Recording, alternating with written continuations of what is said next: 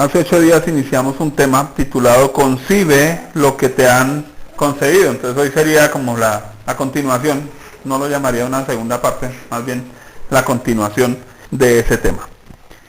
Habíamos visto acerca de una mujer llamada Ana, su esposo se llamaba Elcana, y Elcana tenía dos esposas, una era Ana y la otra se llamaba Penina. Y simplemente para resumirles lo que alcanzamos a ver, hablando de concibe lo que Dios te ha concedido, 1 Samuel 1:5.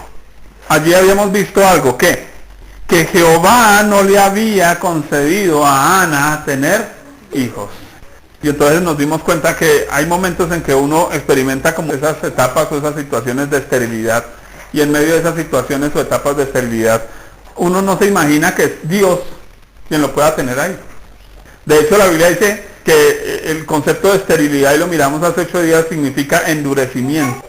Pero ¿qué otra cosa entendimos respecto al endurecimiento? Hay algo interesante en la Biblia, dice, y Dios al que quiere endurecer, endurece. Así que nos dimos cuenta de algo hace 8 días, y es acerca de la soberanía de Dios. Dios controla la creación en su totalidad, y entonces Dios creó a una Ana que no podía tener hijos. Pero socialmente, ¿qué hacían con Ana? La rechazaban, y ella misma se rechazaba por no poder tener hijos. Pero aquí había una verdad que ella necesitaba entender. ¿Cuál? Y si Dios no le quiere dar hijos, ¿qué? Porque a veces nosotros nos movemos por lo que la sociedad dice, por lo que la cultura dice. Entonces en nuestra cultura evangélica, pues si usted no tiene una iglesia grande, pues usted no es pastor. ¿Sí? Usted es un líder de un grupo. Y a veces nos dejamos llevar por eso. Y lo mismo sucede a veces con nuestras empresas o con nuestros negocios o con nuestra familia. Hay ciertas áreas en las que las cosas como que no funcionan y todo el mundo critica porque mira, usted sí no, pero yo tengo la estrategia, aplíquela. Y aprendimos algo respecto a Penina, ¿se acuerdan? Que Penina representa los esfuerzos propios, los esfuerzos personales. Mientras que Ana, el nombre Ana significa gracia, y entendimos que Ana estaba bajo la gracia, y en ese sentido cuando uno está bajo la gracia, uno ya no depende de sus esfuerzos, uno depende de la voluntad de Dios. Y eso es importante que lo entendamos, porque a veces hacemos cosas, nos esforzamos en cosas, no vemos resultados y simplemente pensamos que no es la voluntad de Dios, pero muchas veces Dios nos tiene ahí, ¿sí? Y entonces miramos por ejemplo a Cristo, y uno diría, bueno, Cristo tenía la capacidad de convocar ¿cuántos discípulos? 12 o más. Él hubiera podido conseguir un montón, pero se limitó ¿a qué? A 12. ¿Por qué? Porque Dios dice, de los que me diste no he perdido ninguno. ¿Quién se los dio? ¿Los consiguió Él? No, Él no los consiguió. El Padre se los dio. Y entonces a veces nosotros no aceptamos lo que Dios nos da. Allá está Job diciendo, ¿aceptaré de Dios el bien y no el mal? Y ahí es el conflicto que tenemos con respecto a la soberanía de Dios. Y a veces Dios te da una parte escogida, y veíamos esa parte que dice que Elcana le daba una parte escogida, aunque Jehová no le había concedido tener hijos. Ella tenía un privilegio que la otra, con todos sus hijos, no tenía. Y nos hace pensar entonces, hablando ya de nuestra relación personal con Dios, que a veces nosotros tenemos de Dios algo especial, pero no lo estamos valorando porque queremos tener lo que otro tiene. Queremos cumplir con el estándar que otro nos está colocando, y no estamos tomándonos al 100% nuestra relación con Dios. Así que Ana estaba más preocupada por su rival que por su esposo, que no le estaba exigiendo nada, sino que al contrario tenía ganas de darle de todo, darle de lo mejor, pero ella no lo estaba disfrutando y no lo estaba valorando.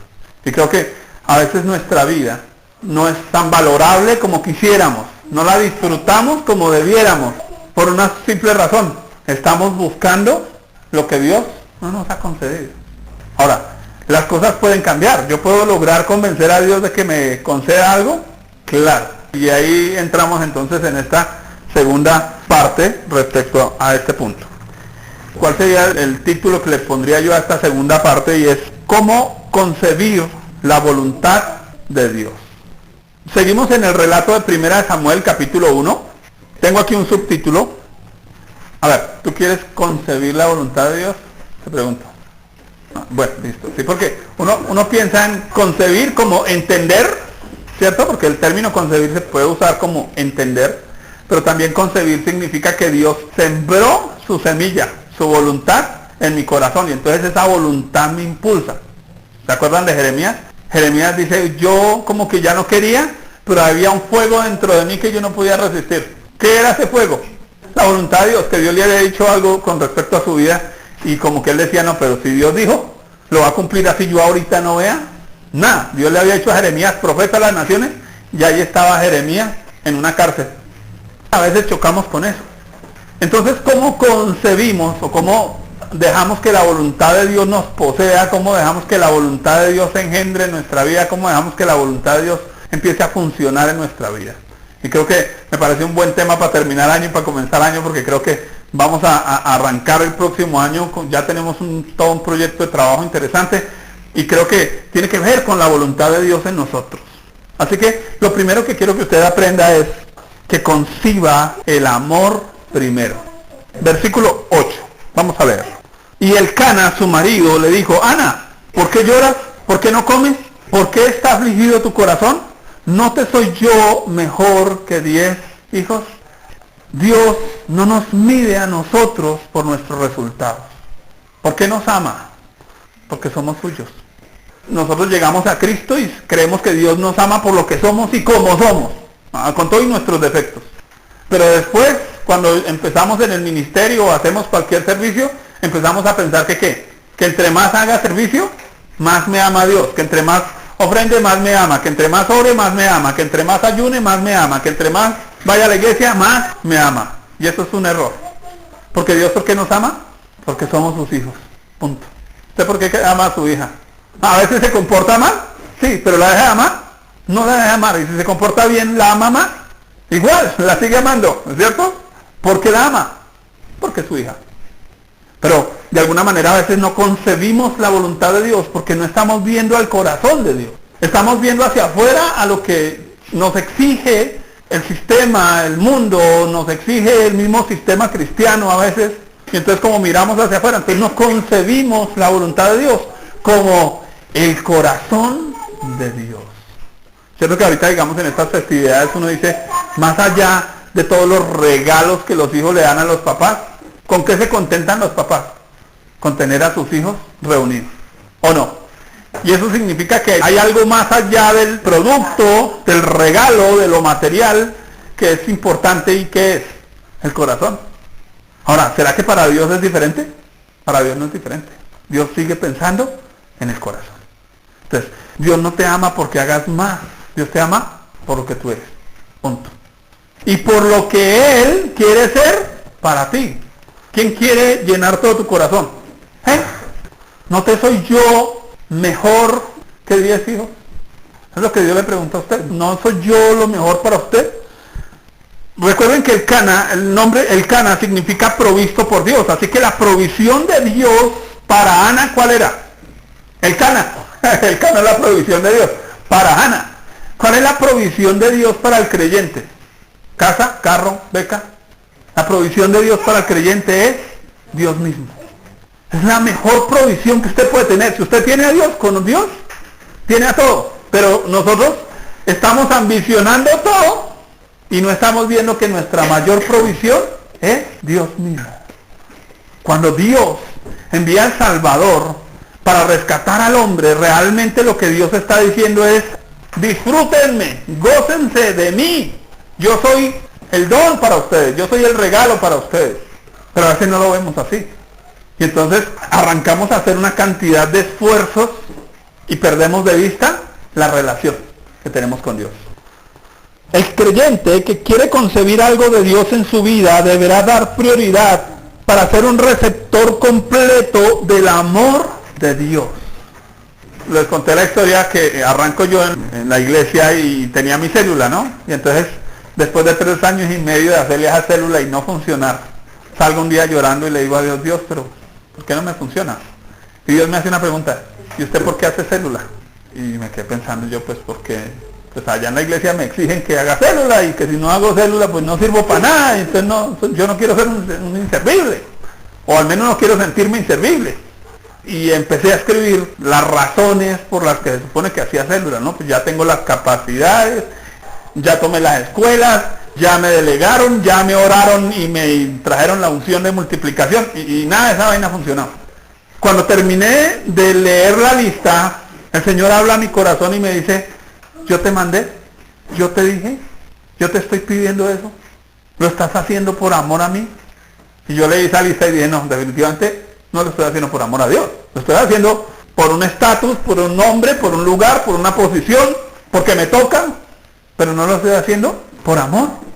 Y creo que a veces nosotros arrancamos a hacer un montón de cosas para Dios y falta el ingrediente principal, amor. Qué tremendo que mi esposa me dijera un día mientras me sirve la comida, me tocó servirle la comida. ¿Ya se dañó la comida o no? Podrá haber quedado muy rica la comida, perfecta. Ese toca cambió todo el sentido de esa comida, ¿cierto? No, inmediatamente pensaría, bueno, pero si yo quiero es una esposa y no una sirvienta. Pero a veces nosotros tenemos pensamiento de sirvienta, para con Dios. ¿Y Dios qué nos está pidiendo? Que lo amemos, que estemos con Él. ¿Quiere concebir la voluntad de Dios? Arranque por disfrutar de Dios. ¿Cómo voy a hacer yo la voluntad de Dios si no disfruto primero de Dios? Yo disfruto primero de Dios y después lo que me pida le hago. ¿Sí? Ese es el punto que tenemos que tener claro. Concebir la voluntad de Dios es primero concebir su amor. Antes de que usted trate de amar a Dios, déjese amar por Dios. Porque llegamos a un punto en que hacemos tantas cosas para Dios que como que antes Dios nos debe, porque mire, Señor, pero si yo le he amado, si yo le he hecho, si yo le... Y Dios dice, ¿y cuánto se ha dejado amar por mí? Y entonces ahí es donde nos vemos vacíos, y ahí es donde nos vemos sin fuerzas. Porque realmente lo que nos va a dar fuerzas para hacer la voluntad de Dios es que sea el amor de Dios el que nos impulsa. Sea el amor de Dios el que nos mueve, nos conmueve, ¿cierto? Tiene que ser el amor de Dios. ¿Cómo concebir la voluntad de Dios? Conciba una actitud de obediencia. El Cana, y algo interesante en la historia, es que el Cana le reclamaba a Ana por una cosa, ¿cuál? Que comiera, porque ¿qué era lo que no estaba haciendo Ana? ¿Se acuerdan? Dice y no comía, entonces cada vez estaba más desgalamía, más flaca, pues menos fuerzas para tener chinos tampoco, porque no comía, y estaba triste y estaba deprimida y dice irritada, o sea que la pasaba mal geniada encima todo, entonces mal geniada, deprimida y desgalamida. Y entonces el Cana le dice a Ana que comiera. ¿Por qué no comes? Hay una reacción de Ana a eso que su marido le dice. Versículo 9. Y se levantó Ana después que hubo comido y bebido en Silo, y mientras el sacerdote Elí estaba sentado en una silla junto a un pilar del templo de Jehová. ¿Qué hizo Ana después de su conversación con su marido? Comió. ¿En dónde comió? En Silo. El término Silo en hebreo significa el que gobierna o el gobernador. Y aquí ya nos está dando una indicación interesante. ¿Cuál? Que había un problema con Ana. ¿Cuál era el problema de Ana? Que Ana no se estaba sujetando a su marido. ¿Y qué demandaba Dios de las mujeres en esta cultura? Que hubiera una sujeción. Hago claridad, sujeción, no sometimiento. Sujeción, estar de acuerdo con su marido. Así que ella, cuando va y come, ¿qué está haciendo realmente? Se está sujetando a su marido. Quiere decir, se está poniendo en el lugar, en la posición que debe colocarse. ¿Saben que a veces parte de la esterilidad es que nosotros no seguimos esos patrones de autoridad que Dios pide?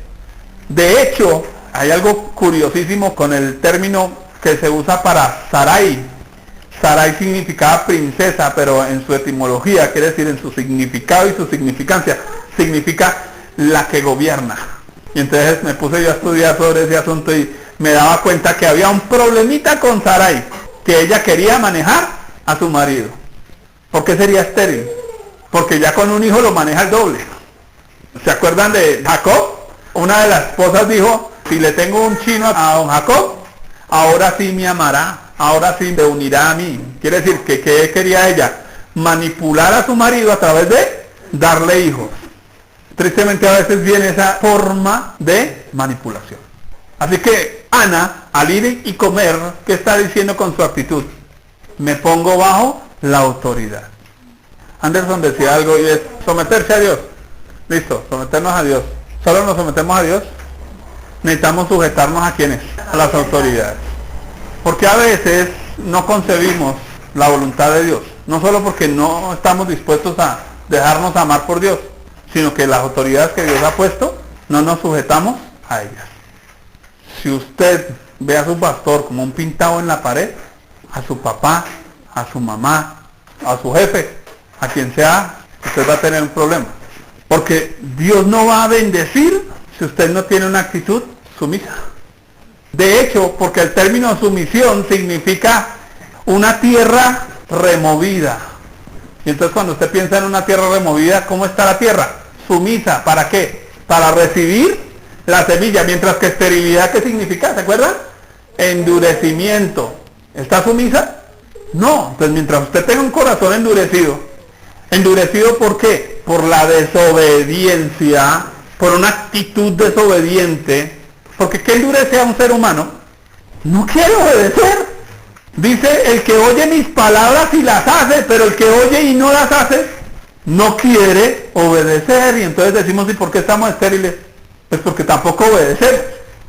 Si yo le digo a usted, necesito que mañana vengas y ores 1 hora, ¿cuánto debes orar? 1 hora, gracias.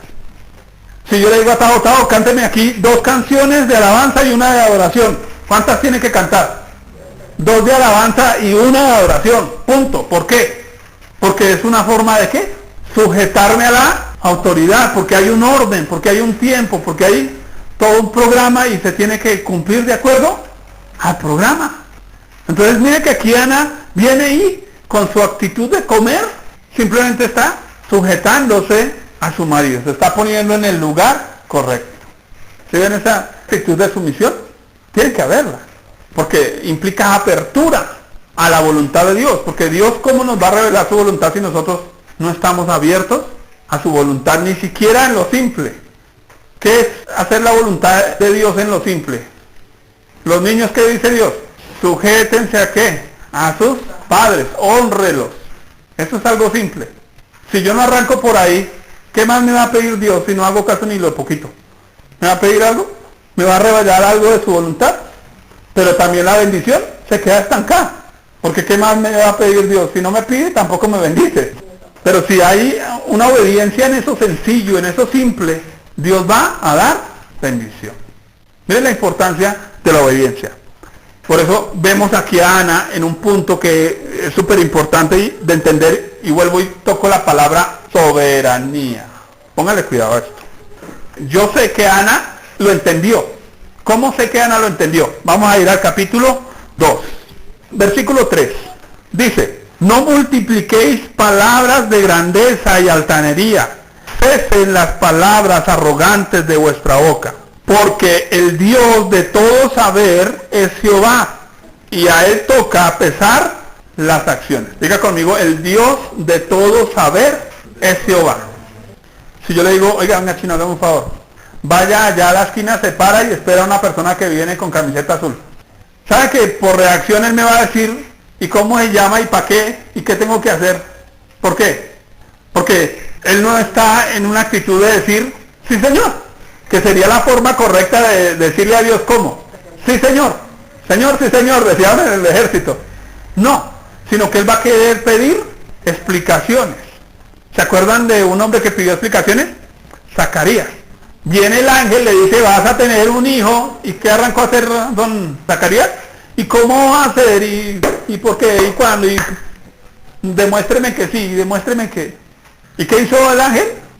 Lo dejó mudo, porque ¿quién le manda a ponerse a preguntar lo que no tiene que preguntar? Es un sacerdote, está en el templo del Señor, está el Señor en persona ahí diciendo lo que tiene que hacer, y él está. Él quiere saber todo. No. A veces nosotros como pastores le damos a usted una orden, y no tenemos por qué darle todo un montón de explicaciones, igual que lo hace usted con su hijo, ¿sí o no? A ver, ¿y por qué tengo que tender la cama? Si usted se pone a darle explicaciones, el chino le argumenta, ¿o no? Pero si el niño sabe sujetarse, ¿qué va a hacer? Obedece. ¿Y qué es lo que uno espera? ¿Que le argumenten o que le obedezcan? Que le obedezcan.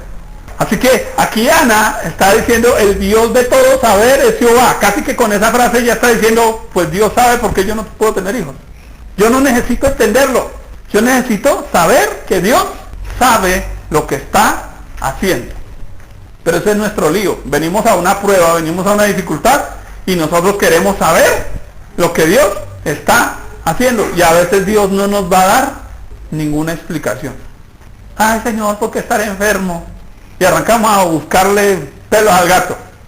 Allá están los discípulos y hay un hombre mudo y los discípulos dicen, Señor, ¿quién pecó? ¿Este o sus padres? ¿Qué dice el Señor? No, ni este ni sus padres. Ni es una maldición generacional, ni es que se le metió un demonio, ni... No.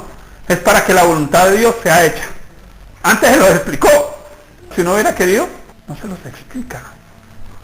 Uno de nuestros grandes líos es que todavía seguimos pidiendo explicaciones 1 y 2 y 3 y 4, y Señor, ¿y por qué? Y Señor, ¿y por qué? Y Señor, ¿y por qué?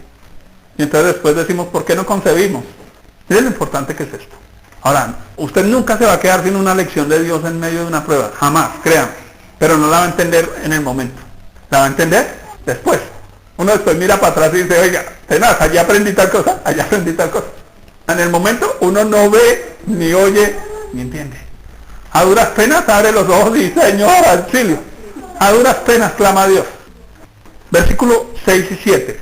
¿Qué más entendería Ana? Porque estamos hablando de esa parte de obediencia que ella tuvo que entender. Jehová mata. A ver, lean todos conmigo esa frase. Jehová mata. ¿Quién es el que mata? Jehová. Ah, ¿el diablo? ¿Quién es el que mata? Jehová. Él es el dueño de la vida de las personas. Y Él da vida. ¿Quién es el dueño de la vida de las personas? Ay, no, entonces usted está estéril porque algún demonio de esterilidad está ahí adentro suyo. ¿Sí? No. Jehová no le había concedido tener hijos. Punto. Ay, este se murió. El diablo se lo llevó. ¿El diablo lo llevó? No. ¿Quién es el dueño de la vida? Dios es el dueño de la vida. Y entonces por eso a veces no obedecemos a Dios, porque estamos peleando con el diablo en vez de sujetarnos a Dios, de someternos a Dios. ¿Qué dice la Biblia? Someteos pues a Dios, resistid al diablo y huirá. Ahí no dice, sáquelo a patadas. ¿Qué dice? Que se va a ir solo, pero se va a ir solo si usted ¿qué? Se somete a Dios. Definitivamente su mirada no puede estar en el enemigo. ¿Dónde tiene que ponerse? En Dios. Porque a veces no obedecemos. Porque un niño generalmente no obedece. Usted le dice, lava la loza. ¿Él qué hace? Deja de mirarlo a usted y dice, ¿y por qué si mi hermanito no la ha lavado? Cambió su visión, ¿sí o no? Busca un chivo expiatorio. Él no acepta lo que le están mandando, sino que está buscando razones para no hacer lo que le están mandando. Excusas. Y creo que es algo comúnmente nos pasa.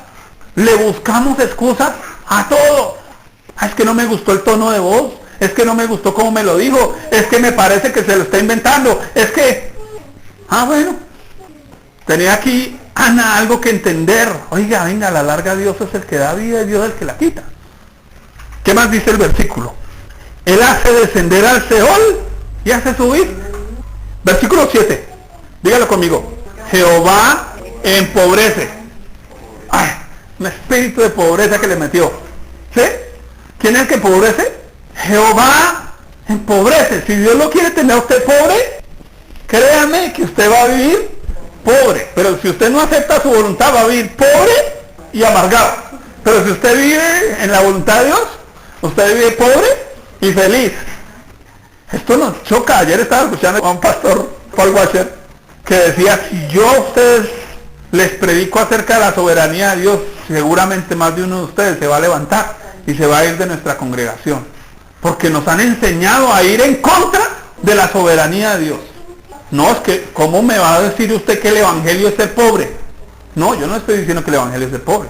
Pero cuando yo le leo un versículo como este, entramos en choque. Porque ¿qué creemos que el evangelio es para qué?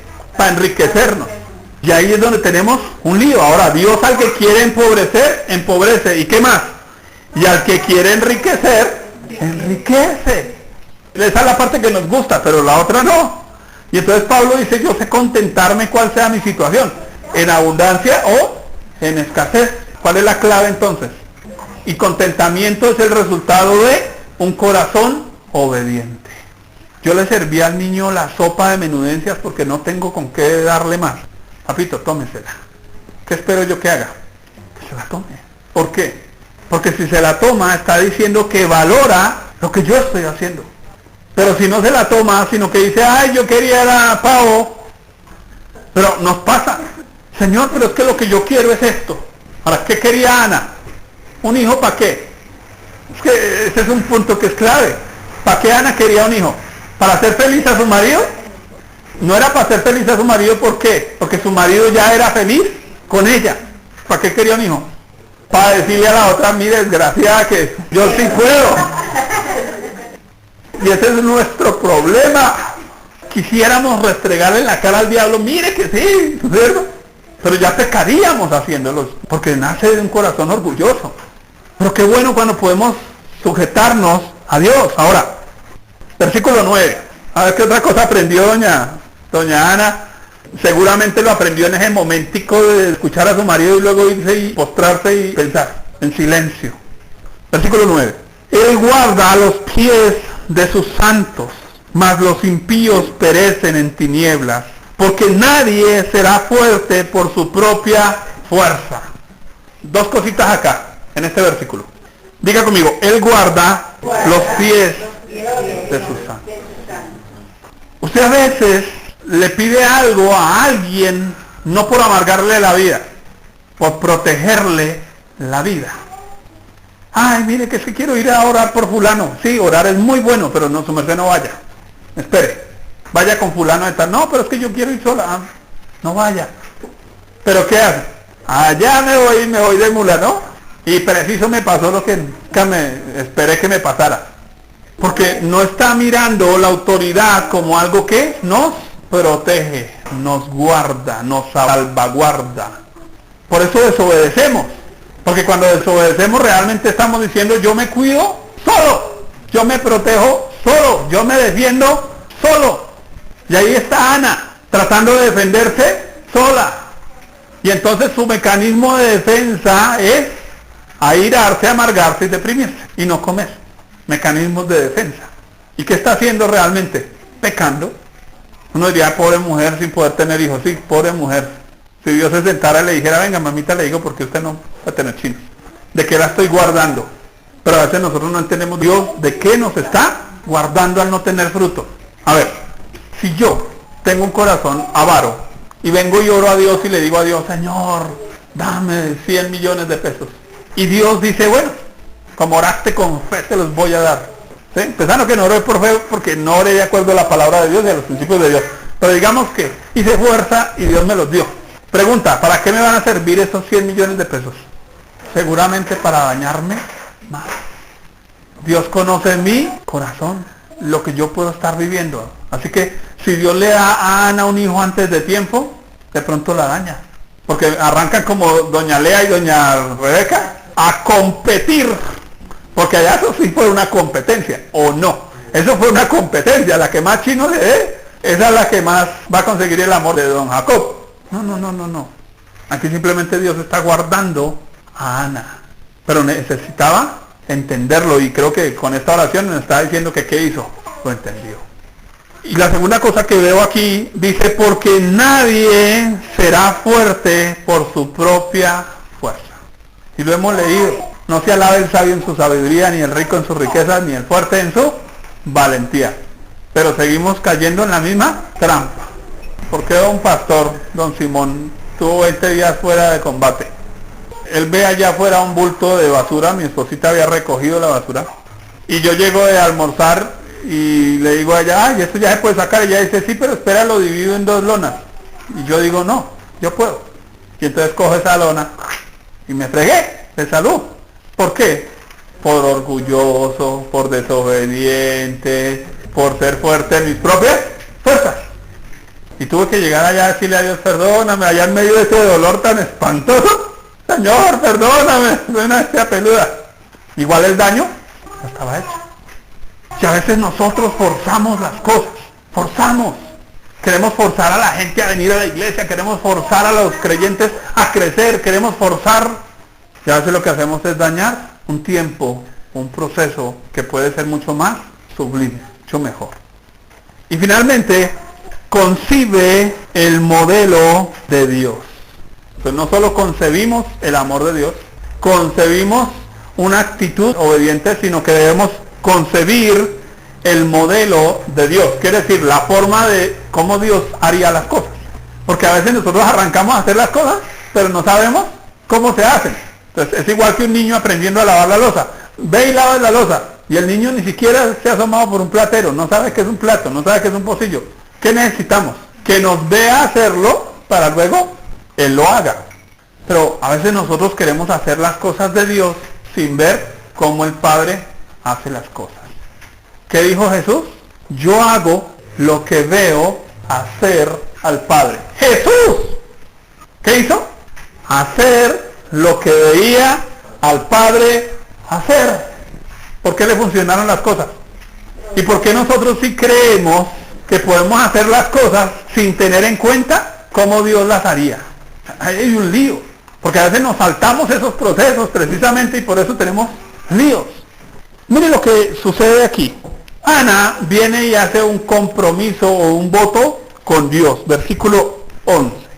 E hizo voto diciendo: Jehová de los ejércitos, si te dignares mirar a la aflicción de tu sierva y te acordares de mí y no te olvidares de tu sierva, sino que dieres a tu sierva un hijo varón, yo lo dedicaré a Jehová todos los días de su vida. Aquí hay una palabra clave. ¿Cuál? Dedicar. Recuerden que dedicar significa ofrecerle a Dios, pero no significa que Dios reciba. Después de dedicar hay otra palabra: consagrar. Consagrar es que Dios dijo: ah, bueno, listo, yo lo recibo. Dedicar es un acto voluntario, consagrar es un acto divino. Dios decide si sí lo recibe o no. Entonces Ana viene y va a hacer un voto donde va a dedicar al hijo que tenga. Esto es algo que es clave.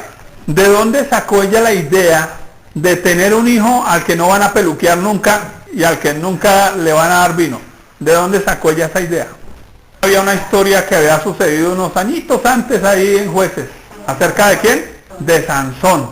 Así que lo que ella simplemente está siguiendo es un modelo de algo que ya sucedió y funcionó.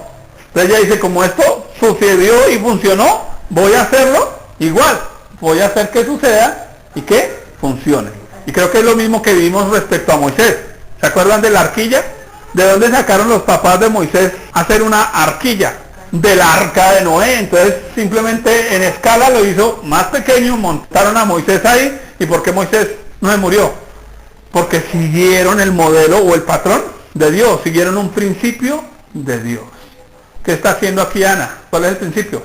Yo tengo el niño y entonces te lo dedico y no va a pasar navaja por tu cabeza, va a ser un nazareo dedicado para Dios. Desde ese punto de vista, lo que es de Dios es de Dios. ¿Quién le dio ese hijo a Ana? ¿A quién le pertenece? Y el día que Dios lo quiera quitar, nunca me va a olvidar el ejemplo de lo que nos pasó con Tao.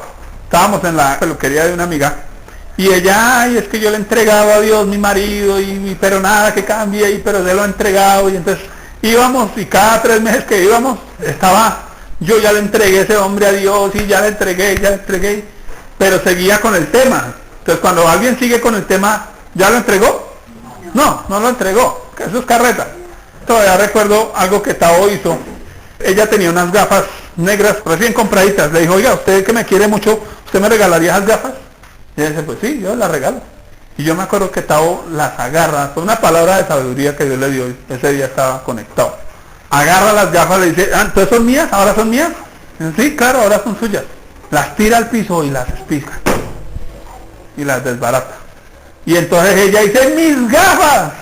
Y Gustavo dice: ¿sus gafas? Mías. Y yo puedo hacer con ellas lo que se me dé la gana. Y eso creo que es el punto que a veces nosotros perdemos de vista con Dios. Señor, te entrego mi familia. Sí, convénzame. Se rompe una uña y usted está desesperado por ir a arreglarle la uña. ¿Se la entregó? No, carreta. Vuelvo y le digo: lo que es de Dios, es de Dios. Si usted le dice a Dios: Señor, esto es tuyo, mi vida es tuya, ¿qué puede hacer Dios con su vida? Lo que se le dé la gana hacer. Pero nosotros, ¿qué? Queremos seguir teniendo el control. Y ojalá controlar a los demás. Pero Dios, ¿qué dice? No, venga, que yo soy el que le digo a usted cuándo va a fructificar. Estábamos mirando algo ayer con la pastora Bella Leila, que vino a visitarnos, y decía que ellos cultivan cacao, la familia, algunos de los familiares cultiva cacao, pero resulta que el cacao, yo no sabía, dura años y años que no da nada. Y entonces usted mira eso y dice, no, pero eso es mucha pérdida de tiempo, de plata, de esfuerzo, años esperando y esa tierra ahí, poco chamicitos ahí. Pero cuando esa vaina empieza a dar, dice que eso no para. Pero durar añísimos sin producir nada. Conocemos el caso del bambú, ¿cierto? 7 años y en 6 meses crece. 7 años con una ramita así, usted dice, es el bambú, y en 6 meses crece. Claro, hay otros cultivos que tienen otros ciclos. Ahora, ¿usted qué sabe cuál es el ciclo suyo? Que Dios lo tenga destinado para hacer un bambú, o para hacer un cacao, o para hacer café, o para hacer bonsái, o para... ¿Usted qué sabe? Ese es el punto con nosotros a veces, que no estamos entendiendo que lo que es de Dios, es de Dios. Allá Dios dice, a Jacob amé, a Esaú aborrecí, porque es Dios. Ay, pero tan injusto, no, Dios está perfecto, Dios no ha fallado en nada. El problema somos nosotros. No solo lo que es de Dios es de Dios, lo que es de Dios requiere seguir su ejemplo, y básicamente ya se los expliqué en este sentido con respecto a lo de Moisés. Simplemente seguir el modelo de Dios. ¿Quiere concebir la voluntad de Dios? ¿Qué necesita hacer? Mirar a la palabra de Dios, mirar a la forma en que Dios haría las cosas. Y entonces si Dios las hace así, pues nosotros hagámoslas como Dios las hace y verá que funciona, porque si a Dios le funciona, a nosotros no funciona. Usted tiene sus máquinas. Yo voy a ir a sentarme en la máquina aquí de doña Martica. Yo no he manejado una máquina en mi vida. Voy a coser una tela. ¿Qué debiera hacer primero? Decirle, Marta, siéntese, y yo la miro primero cómo hace usted y después trato de hacerlo de esa misma manera. Tiene toda la lógica del mundo. Pero a veces nosotros arrancamos a hacer cosas y no sabemos si las estamos haciendo a la manera de Dios. También lo que es de Dios requiere el corazón. Porque es que Dios no hace nada sin amor. ¿Cuál es la diferencia entre un peluche y otro?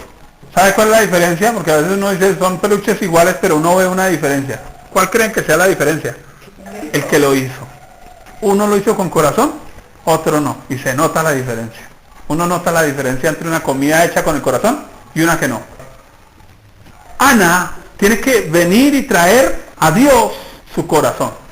Versículo 12 al 16. Entonces dice, mientras ella oraba largamente delante de Jehová, Elí estaba observando la boca de ella, pero Ana hablaba en su corazón y solamente se movían sus labios y su voz no se oía.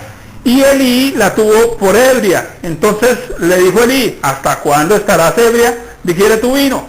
Y Ana le respondió diciendo, no, señor mío, yo soy una mujer atribulada de espíritu, no he bebido vino ni sidra, sino que he derramado mi alma delante de Jehová.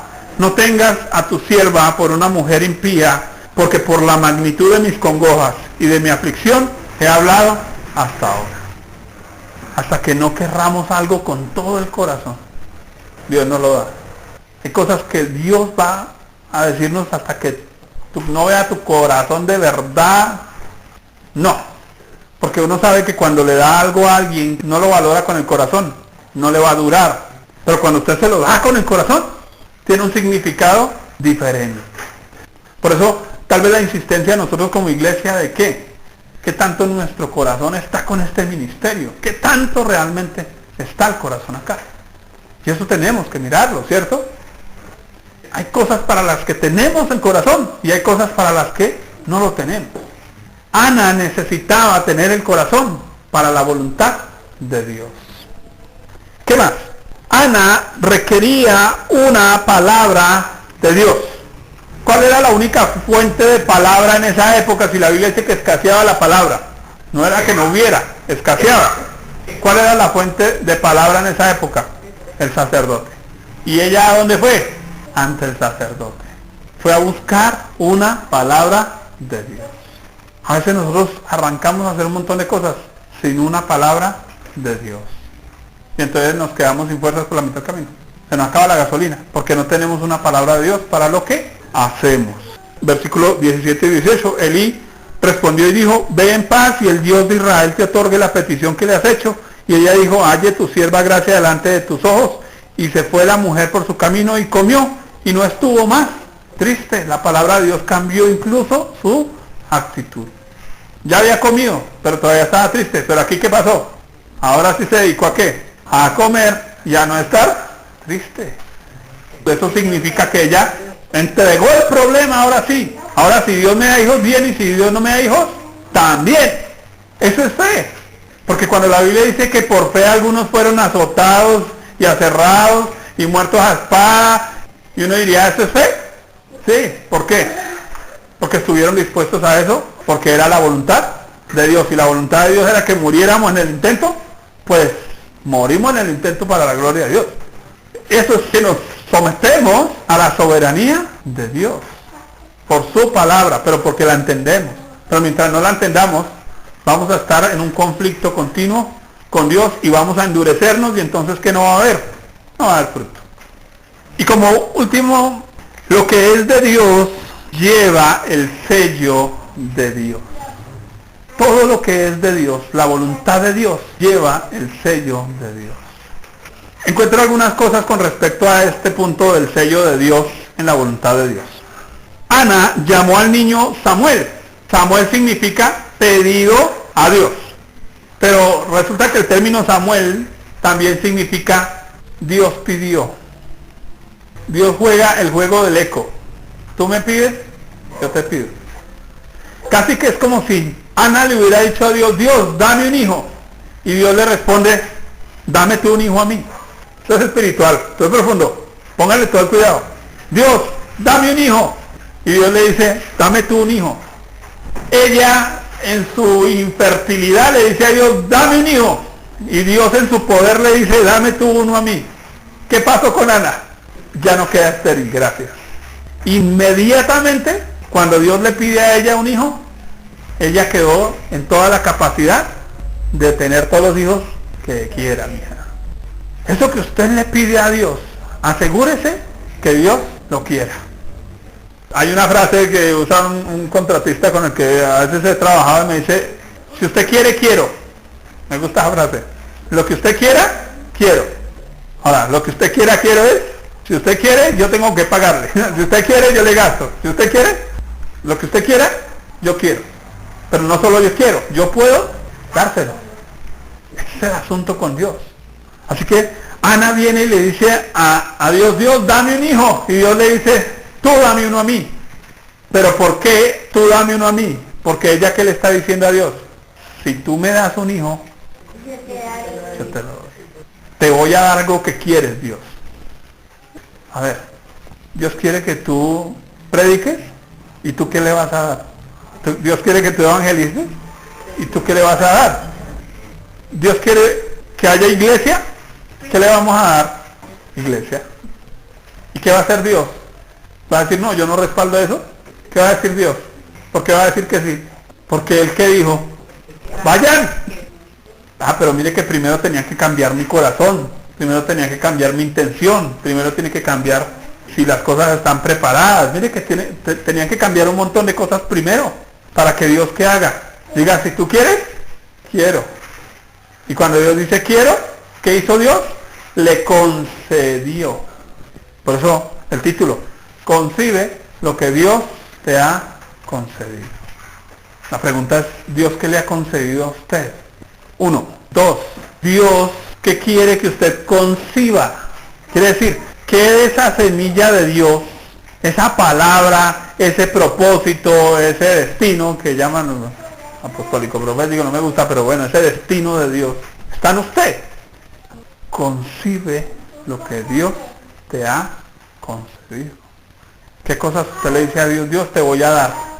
Tremendo. Esa fue la clave de Ana. La clave de Ana no fue dame. La clave de Ana fue te voy a dar. Pero no te puedo dar si tú no me das. Porque Dios da semilla al que siembra. ¿Usted quiere sembrar? ¿Qué le va a dar Dios? Semilla. ¿Y luego qué tiene que hacer con la semilla? Sembrarla. ¿Pero en dónde la tienen que sembrar? Lo vimos hace 8 días, ¿cierto? En buena tierra. Y si usted la siembra ahí, ¿qué va a pasar? Lo que quiere es quiero. Ahora, ¿por qué entendemos un sello de Dios en la respuesta a Ana. Primero, porque Ana no era profeta, pero apenas nació el hijo, ¿qué pasó?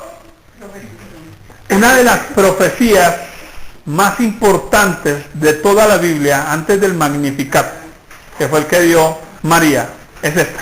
Porque es la primera profecía donde se nombra al Mesías de manera oficial en toda la Biblia, al Cristo. Oiga, pero si ella venía a pedir un hijo, ¿qué tiene que ver eso con Cristo? Porque el Señor, ¿qué quería hacer con ella? Salvarla. Porque para poderle dar un hijo, tenía que primero hacerla un creyente verdadero. A ver, miren lo que dice 1 Samuel 2:10. Jehová juzgará los confines de la tierra, dará poder a su rey y exaltará el poderío de su ungido. Todo aquello entonces que pedimos a Dios debe tener propósitos eternos, si queremos llamar su atención.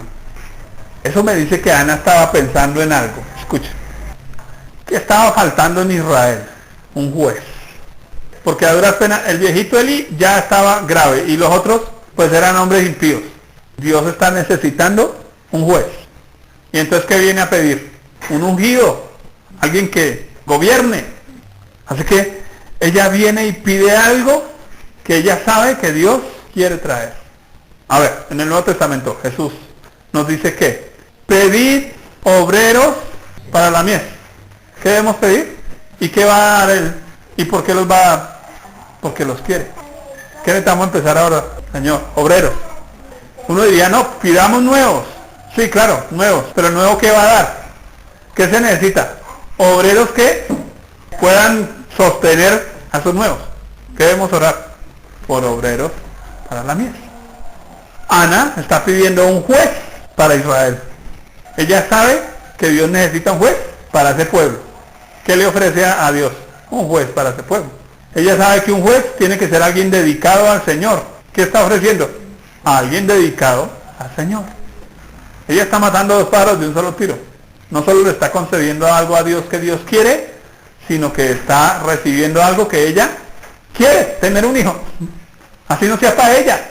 Ella no lo está pidiendo para ella. Ella lo está pidiendo para Dios.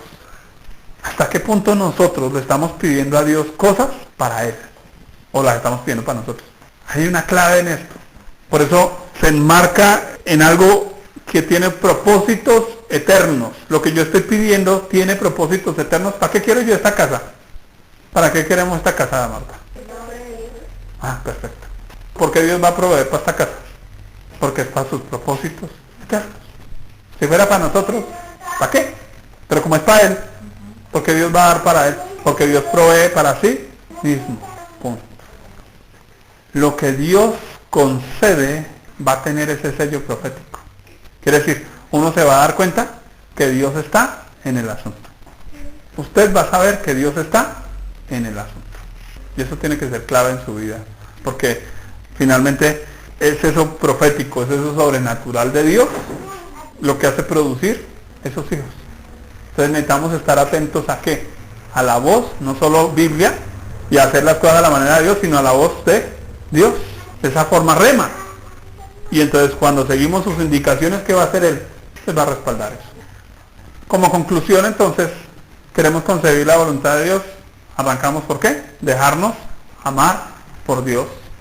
Porque no es primero lo que Dios quiere darnos, es primero Él. Primero Él. 2.